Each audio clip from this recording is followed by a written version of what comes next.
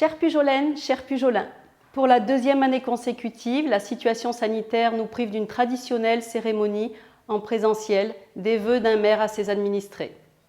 Après le discours, c'est un moment de convivialité de plus dont on se dispensera, mais puisqu'il en va de la préservation de notre santé, acceptons-le. Le discours des vœux, c'est l'occasion d'évoquer ce qu'il s'est passé sur une année écoulée. C'est le fruit d'un travail collectif. C'est pour cela que je souhaitais mettre en avant nos élus qui siègent dans toutes les commissions que j'ai l'honneur de présider, mais aussi nos agents, tous services confondus, qui nous assistent au quotidien.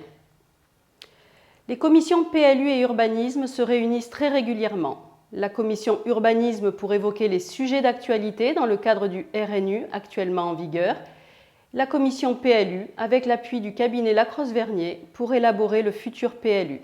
Le conseil municipal a débattu sur le projet d'aménagement et de développement durable le 29 juin dernier. Nous l'avons présenté aux personnes publiques associées le 29 septembre et sera présenté en réunion publique le 3 février prochain.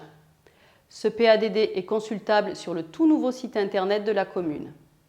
La transition est donc toute faite pour enchaîner sur le travail des élus de la commission communication. Un tout nouveau site internet, une nouvelle application pour smartphone dénommée Intramuros pour vous offrir davantage de services que Panneau Pocket voué à disparaître. Un nouveau panneau lumineux à double sens, un programme trimestriel Sortir à Pujol et le magazine annuel Loup Pujolin que vous avez dû tous recevoir dans vos boîtes aux lettres, accompagné d'un agenda offert par vos commerçants, artisans et entreprises à travers l'achat d'encarts publicitaires. Je les remercie chaleureusement. En termes de travaux, le Grand Avignon, dans le cadre de ses compétences sur les réseaux hydrauliques, a beaucoup investi dans différents secteurs de Pujol. L'impasse des Chardonnerets, la rue du 8 mai 45, le chemin de l'étang perdu, la route d'Avignon et des travaux de réhabilitation de la station d'épuration. 3 km de canalisation entre Roquemaure et Pujol ont également été remplacés.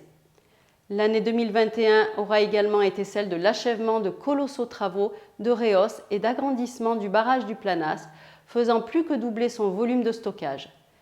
De plus, ce site accueille une zone d'intérêt majeur pour la biodiversité classée, abritant pas moins de 65 espèces, bon nombre d'entre elles sont protégées. L'environnement est au cœur des préoccupations de la commission développement durable, engagée pour le zéro phyto. Les efforts de notre service Espace Vert vont être reconnus par un label délivré par la Fredon, qui est la Fédération régionale de défense contre les organismes nuisibles. En partenariat avec la commission Conseil municipal des jeunes, une matinée de nettoyage éco-citoyen a mobilisé petits et grands le long de la route des falaises.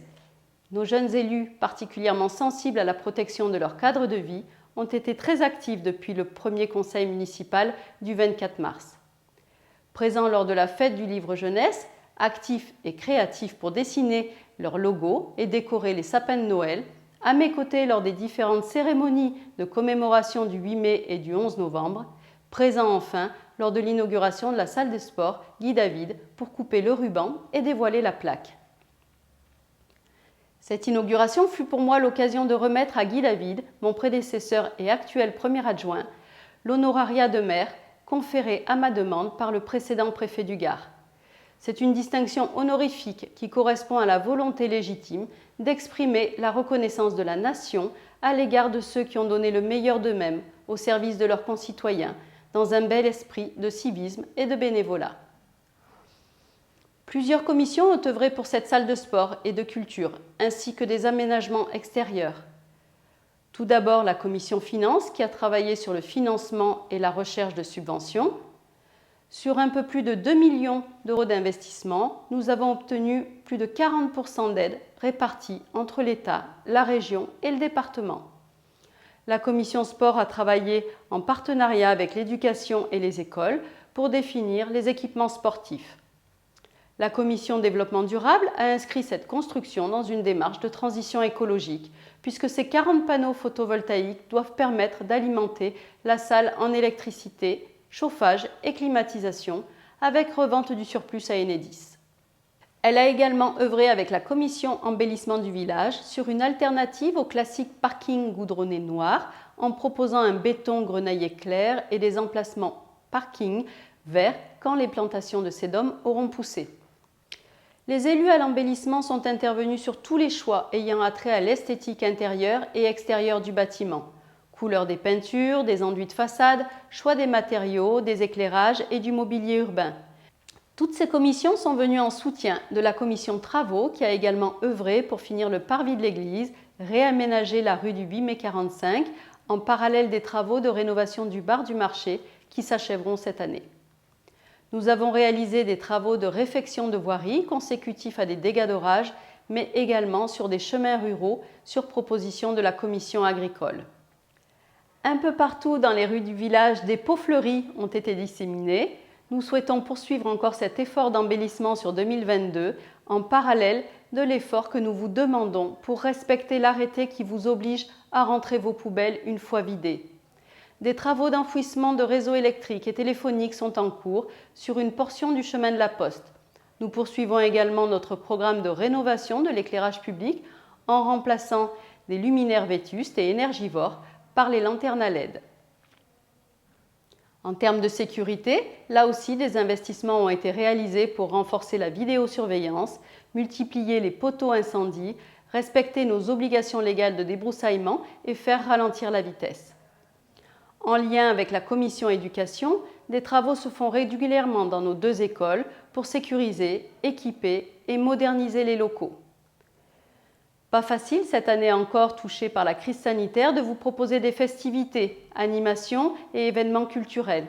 C'est pourtant ce qu'a réussi la commission culture en réalisant au fil des rues les photos sur les façades, puis des expos en salle polyvalente, la fête du livre jeunesse et Festigène qui ont connu un franc succès, tout comme les pièces de théâtre et concerts dans la cour du jardin du curé. La commission animation festivités a elle aussi réussi ses manifestations. Tous les mardis soirs et malgré l'absence du bar, les food trucks ont du succès. La fête de la musique a fait danser et chanter en divers points du village avec le soutien du comité des fêtes qui nous a offert une très belle fête votive. La fête des Lucioles, même amputée de son traditionnel défilé, de son vin et chocolat chaud, fut magique pour les enfants et conclue par un superbe feu d'artifice. La commission association a pu organiser en extérieur son forum des associations et apporter tout au long de l'année son soutien à toutes celles qui ont pu organiser des manifestations. Du soutien, c'est aussi ce que le CCAS a fait auprès de nos aînés en prenant régulièrement de leurs nouvelles, en leur facilitant l'accès aux rendez-vous de vaccination sur le centre des Angles. Comme d'habitude, nous leur avons offert le choix d'un colis de Noël qui leur a été distribué ou d'un repas qui a dû être reporté pour très bientôt, je l'espère. Les élus de la commission aérodrome travaillent actuellement sur le renouvellement des autorisations d'occupation par les différentes structures qui fonctionnent sur le camp d'aviation.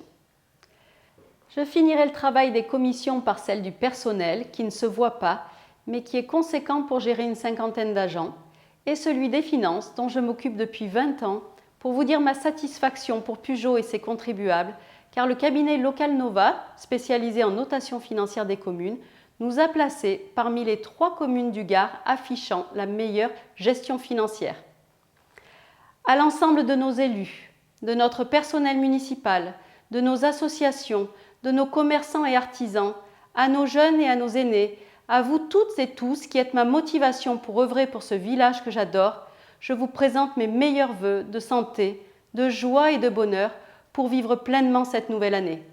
Prenez bien soin de vous et à très bientôt.